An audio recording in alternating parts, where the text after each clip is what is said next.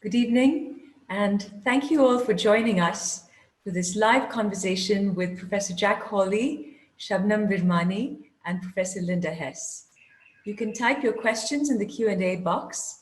We will begin with some questions from the YouTube channel where the talk was premiered, and then come back to your questions. I was going to start off by asking Jack and Linda, and of course Shabnam, to name some of the key sources for their work. Jack, you've worked in the manuscript tradition of anthologies and biographies and translations. So could you give us a few of the key sources if one were to go looking for the historical Kabir? Linda, do you want to go? You were just talking about manuscripts and your favorite one. Right. So I made a convenient little slide on my PowerPoint, which summarized the main older manuscript sources.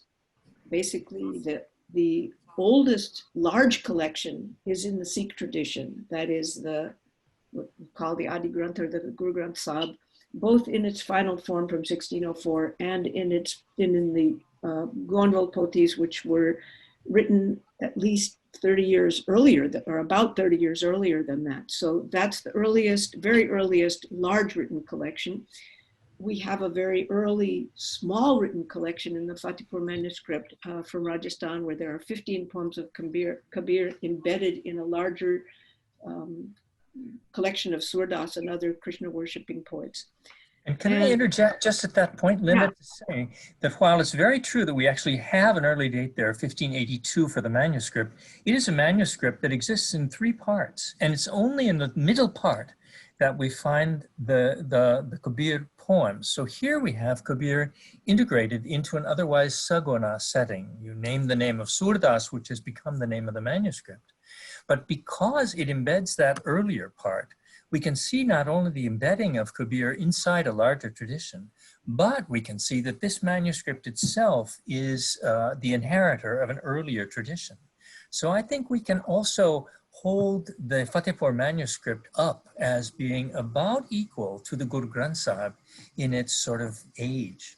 And that points to the fact that early on, I'm saying early is toward the middle of the 16th century, early on, we see powerfully the dispersion of Kabir from the Punjab at least into Rajasthan, and Rajasthan in more than one form, the Dadu Panthis and whoever was interested in Surdas, and someone who did that Fatehpur manuscript who was also associated with the Kachwaha court in Jaipur. The name of Akbar is mentioned. So we see already when Kabir begins to emerge on the historical stage that he's there in many forms. He's already a dispersed reality who has a power of his own. Sorry for interrupting. Yeah, so almost enough. I'll just say that one thing that has struck me as very curious and sort of sad from my point of view is that we have no old manuscripts from the eastern side of the country where Kabir actually spent his life. And if you ask why not, it just will take too long. We should go on to some other topics.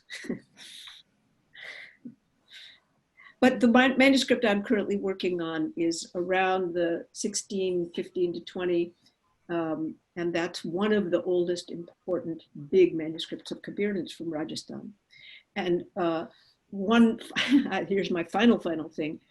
I have been upbraided in public. I've been probably the worst criticism I've ever gotten in public by a Sikh scholar sometime in the last year, who basically said, "Oh, you bhakti people, you just don't even pay attention to the Sikh collection. You just don't even know we exist."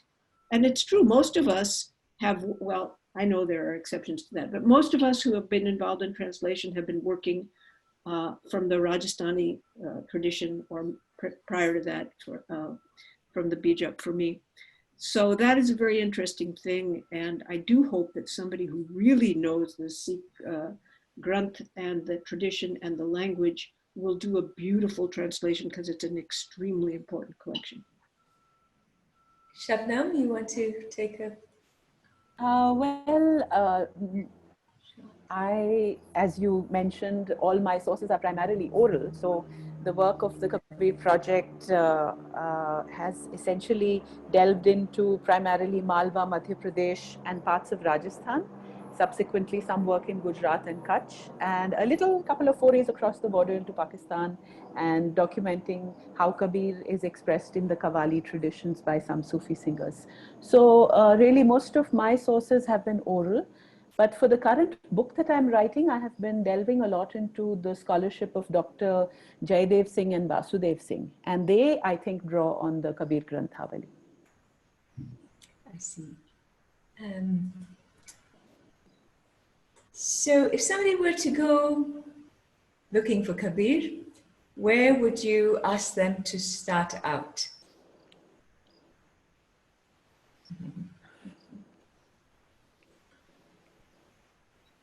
I mean, just for our viewers who might be interested in studying Kabir further, what would you recommend in terms of, archives or sites?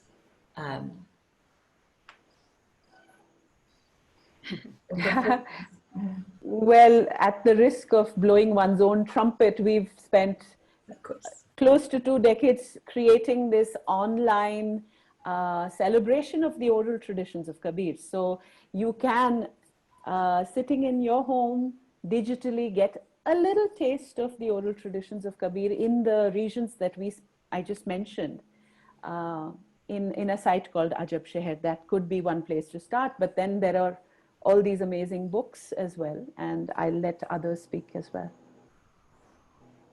Well, there are wonderful books that you all have written, but sorry, Jack, go ahead. I was just going to say, if you're looking for Kabir in English, there's more than one source, but the first source is Linda Hess. So since she can't say that herself, I will say it. The first source is Linda Hess for sure. And just because of the attention and the gifted bodily nature of the translation and the direct and beautiful English, it's just wonderful. But as Linda would be the first to say, and she just said it, that represents the Kabir of the Bijak tradition. So it's not the whole Kabir. I do think that the criticism you received from a Sikh scholar, a Sikh gentleman, it's important, but it's not just important because of his massive position in the Guru Granth Sahib, second only to the Gurus themselves, but because it represents a reminder, and this is how I would take it, a reminder that we shouldn't too easily absorb Kabir into the Ramanand or Ramanandi tradition. What's amazing to me is that when Kabir emerges on the historical stage, he emerges in new religious communities whom we would not know if they were not also voicing Kabir. I'm thinking especially of the Dadupanthis, the Ramanandis, the Sikhs. It's very striking that whoever this guy was, he had such an impact on his time that he was picked up, I don't want to say at the margins, he had to do with the emergence of a new, at least the visibility of a new kind of religiosity that we did not know before Kabir. So that doesn't quite do the sources question, but to me it seems important. You start with books or, modern books, old manuscripts that are available in print form, or the oral tradition and Shabnam's films and fantastic website. It's all good. It's just like she was talking about Anabindya and Anabindya. The singers decided it's good. Whichever way you sing it, it's good. Start somewhere, but include all of them. Include the written, the printed, the historical, the sung, the far flung across India that Shabnam has investigated, or don't, stick with what you like the best. It's all good. All good. So a related question for our viewers, that since you named books, this is your book, Bodies of Song. And Linda, you seem to be making this clear sort of dichotomy with method 1 and method 2. But beyond that, there is a whole sort of tradition of writing around the body and experience, right, which Shabnam spoke about today. So do you find in your work that, you know, there's this head and heart thing happening, or the body and the intellect? Absolutely. And oh gosh, please don't, just because I said thing one and thing two, like Dr. Seuss, please don't say I'm making a dichotomy between Sorry. them. I said it was a ridiculous oversimplification, but just for the sake of discussion, even there's a poem in the Bijak that says, for conversation, we make two, you know, we have to be able to. So definitely, yeah, head and heart has been a lifelong issue for me that I've been working out with Kabir's help. And in my introduction or preface or whatever to that book, I actually speak of this war between head and heart, which at least has had a truce, if not a long-term peace, from this very project. Shabnam spoke precisely about the embodied nature of Kabir poetry. And I couldn't agree more with my former collaborator, my first collaborator, Shabd about Gundana, about humming. I found out that by humming, you get a new understanding of the poem that you would never get if you weren't singing. Also, I recommend going into the villages of Malwa and eating dal bati. Dal bati is going to give you a new understanding of Kabir. Anyway, of course, get your embodied, unify your body, mind, heart. That's good advice for all of life, including Kabir, including studying Kabir. But you know, when we say, I have a poem, if we don't run out of time, Yag Peter, which I can read out about this one. Go ahead, Jack, you were going to say something. when we say that, I always feel as if the head is on the defensive and it's the heart that matters. And I kind of agree with that. By the way, listening to Shabnam's exposition in song and also in words was just so moving for me. Who can not say yes to that? There would be no point in knowing Kabir if these words did not touch us and if they didn't lead to something more closer to the heart than just head. But man, he was a head person too. And we live in an age, at least in the United States, let me make that as a caveat, we live in an age where the most important political person in our country is busy calling anything that differs from what he wants you to believe fake news. It isn't fake news. When he says it's fake news, that's a sign that's actually the truth. We live in a world these days, and particularly I think in today's virtual environment, where truth is just up for grabs and people think you can just say anything about the world as it now is or as it was and have it count as somebody's truth.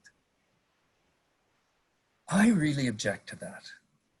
I think the task, it's a kind of, I don't know what to call it. It's a kind of student's exercise.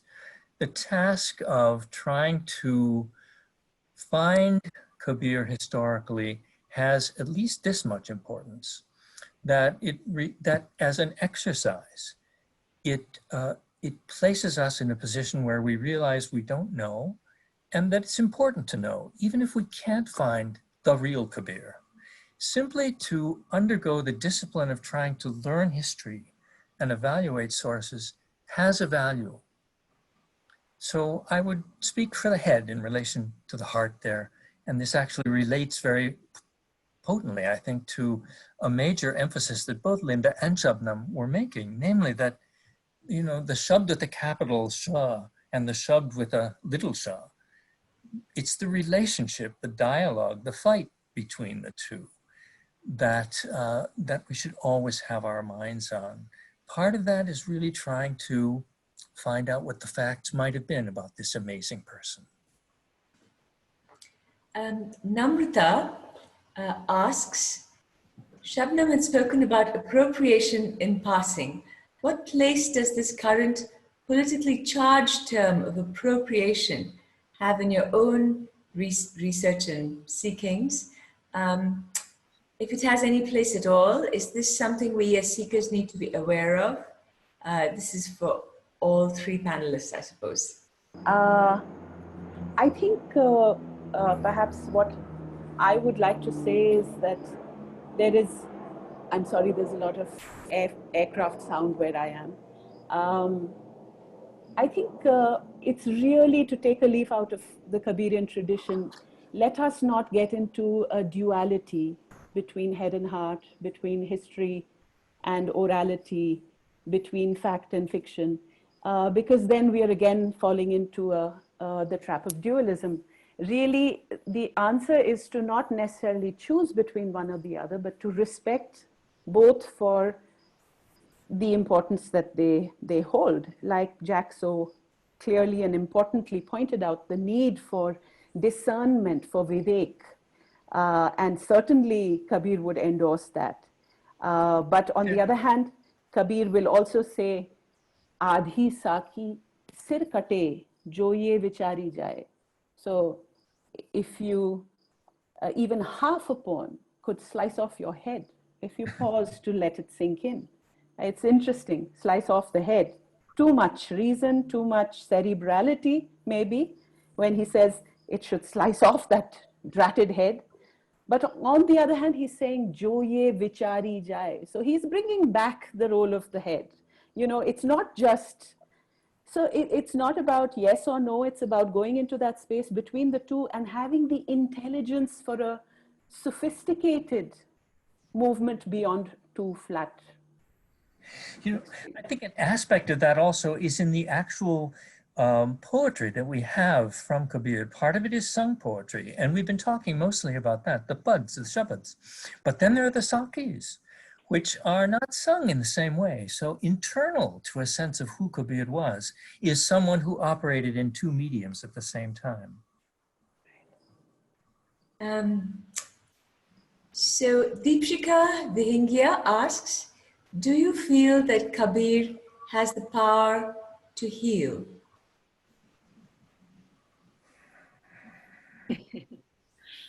He sometimes says that my Satguru is my doctor, my Ved. He held my pulse and my body rocked. So the image of the healer comes up in the poetry and the songs. You know, it's maybe too broad a question for me to address.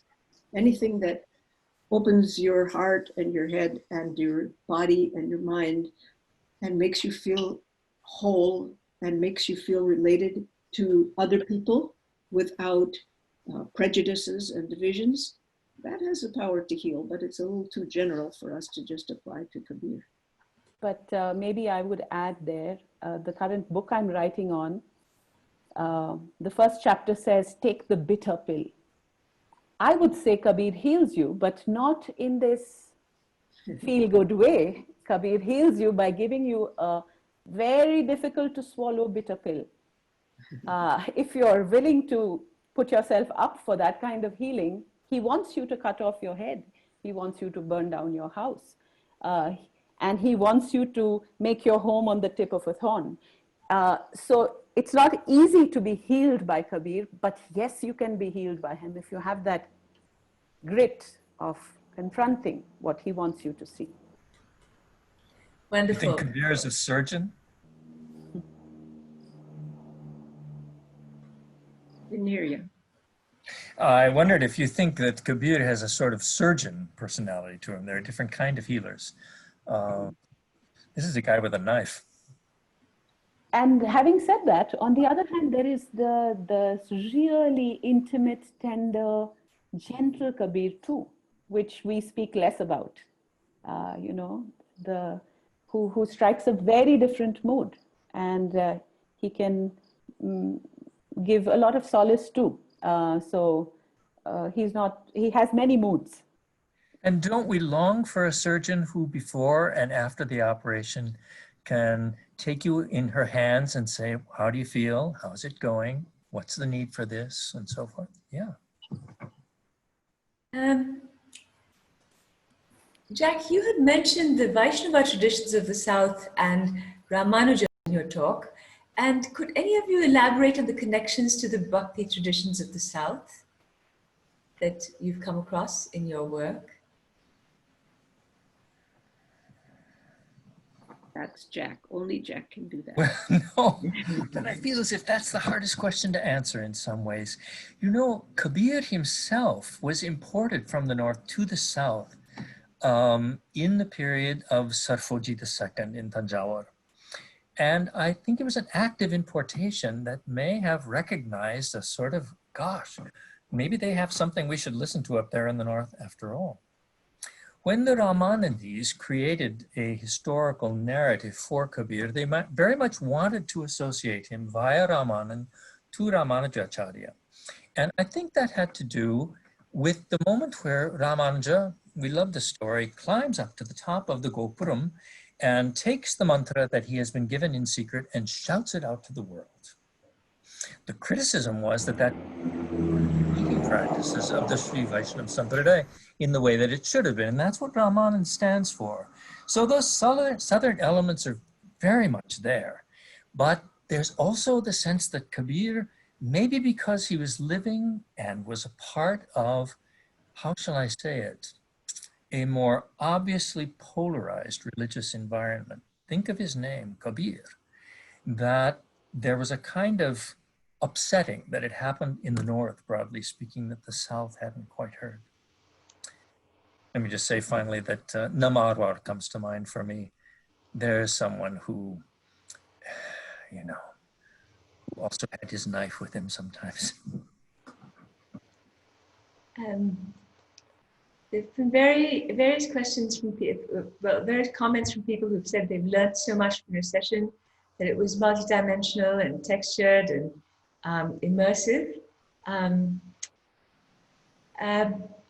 But I was going to go on and ask about if we could do a short question on whether Kabir is from the 15th or 16th century.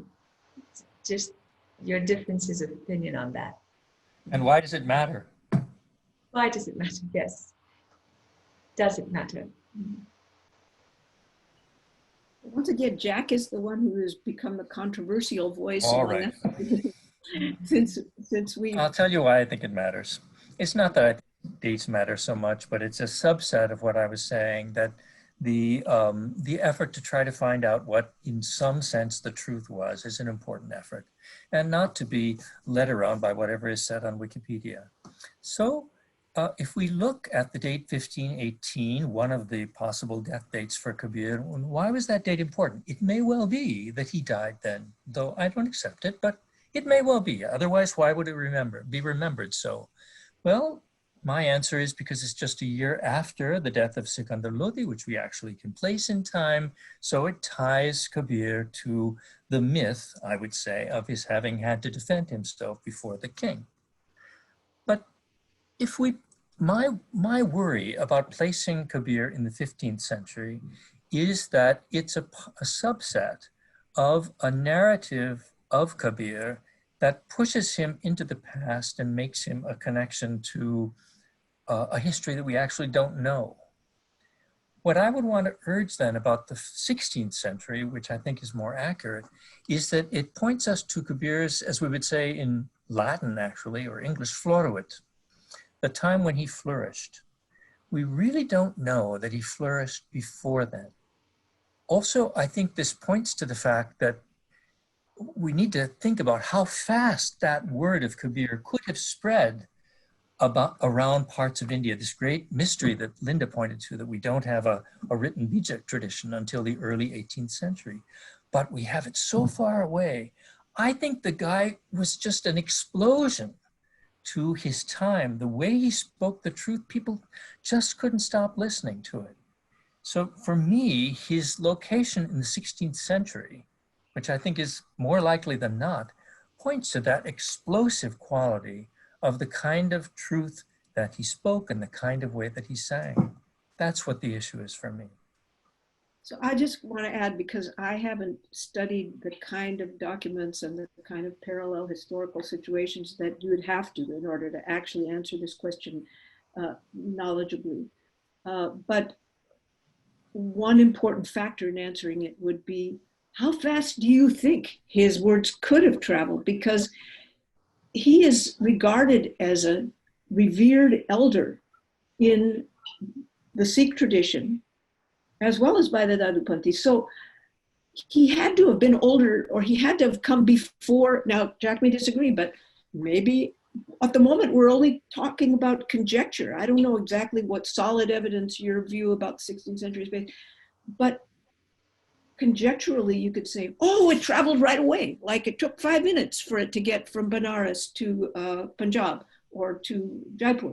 But maybe not. Maybe it took a little time. Maybe we can't, I'm conjecturing here, but like email. I haven't been convinced about the 16th century yet. I think if you were looking for a place from which the news could travel very fast, boy, would you go to Benares in those times. You know, people were coming in and out of Benares, and I think, of course, it took a while to travel from Benares to the Punjab in those days, or to Rajasthan, but we know that there were institutional connections. I don't know. I think it's at least worth thinking about, that maybe the impact was more viral than have imagined.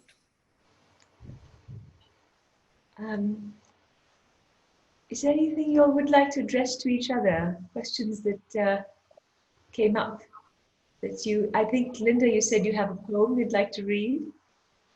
Why don't you go ahead and do that? Okay. This was just about the question about embodiment, which I listened to Shabnam again this morning, and she really, really dealt with that. There's a very beloved poem that's well known, maybe partly because Shubha Mudgal has made a well-known recording of it, and people I kept meeting would say, oh, I love this poem. It's not from the old manuscripts, but every single line begins with either Yaghat Bhitar, as I heard it in the villages, in this body, or Is Ghat Antar, as we hear it from Shubha Mudgal and see it in the in Hazari Prasad Dwivedi's collection. Just shows the fluidity of the language. So I'll read it out in Hindi. Okay, should I read it in Hindi or in English? Well, you could do both. Okay, and just imagine hearing this where I first heard it for the first time this sounds impossibly idyllic, but under the moonlight in a village in Malwa with all of the families sitting around, and these few people started singing this. Yaghat bhitar ban arbasti, yahi me jhad pahada, Yaghat bhitar bag bagicha, yahi me sinchanahara, Yaghat bhitar sat samandar, yahi me nadiya nara, Yaghat bhitar chanda suraj, yahi me navlakathara, Yaghat bhitar sona chandi, yahi me laga bazara, Yaghat bhitar hira moti, yahi me parakanahara, Yaghat bhitar bijli chamake, yahi me hove huji ujiara, Yaghat bhitar anahad garje, barase amrit dhara, Yaghat bhitar teen lokahe, yahi me he karatara, kahi Kabir suno bhai sadhu, yahi me guru hamara. So all of the Hindi speakers should be just going, just be quiet now. Let us take that in. But at the risk of not staying quiet, I wanted to just follow that on, Prateeti, if I may. Yes. With another poem that I think offers a very interesting counterpoint to this one, which says, Yaghat bhitar sat samundar naulak tara.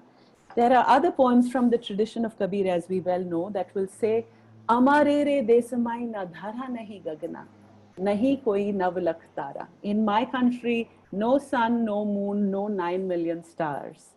Amare re desamai na chanda nahi suraj, nahi re naulak tara. Amare re desamai pavana na pani, and so on and so forth. And I think I want to share this because I think, again, to come back to the point about not getting into any slippage into duality, let us not privilege even only the body. You know, I really truly believe that Kabir invites a movement. And he insists, if you experience the corpus of Kabir's poetry, you will see him pushing you out of the body into the sky, outside, inside, but into a space of disillusion. And he will keep pulling you back into the particular. And I think it's this movement that's very interesting. And when we try and fix something on one end of this continuum, we just don't get the whole point of it, you know. And it's like this beautiful doha where he says, Sagun ki seva karo, nirgun ka karo gyan, nirgun sagun dono se pare, taha rakho dhyan. You know, serve and love all shapes and forms. He's not rejecting the body, never. But at all moments, nirgun ka karo gyan, stay aware, keep searching, keep inquiring into that nature of emptiness that is inherent in all form. Nirgun sagun dono se pare, taha rakho dhyan. Bring your awareness to rest in that space between these two. Thank you. We have Namrita who asks, do you have this one poem or doha which struck you, chot lagi? And which poem or poems of his are the most fun for you? Oh, I think that's a hard one. Really hard. For me, it's always what's the flavor of the moment. Like right now, this doha is really speaking to me. And at different points in my life, different dohas have come and, you know, sort of buzzed like a bee around your system. And then they fly off and some other one comes in. What she said. So I think, go ahead, Jack. The one that has got me upside down recently is not actually a doha, but a Shabd Pad. It's the one in which Kabir speaks of how the weaver has woven the world and has set up the sun and the moon as shuttlecocks that go back and forth and so forth. So it's a beautiful image of it. The contrast here is not with Gagan, and you know the person, but with, and not with Akash exactly, but beyond Akash, the entire cosmos. And I think so. It's just been so striking to me. And then what happens to that poem in a Rajasthani environment is Sahajatar la purna puri, aj ho gne kathin hai duri, kathin hai buri, kahta Kabir. And here's the part that really struck me because of COVID and everything that's happened. Kahta Kabira, baragaha tori. He has broken this loom. Suta milai gori. The weaver has mixed up the threads so that you can't even disentangle them anymore.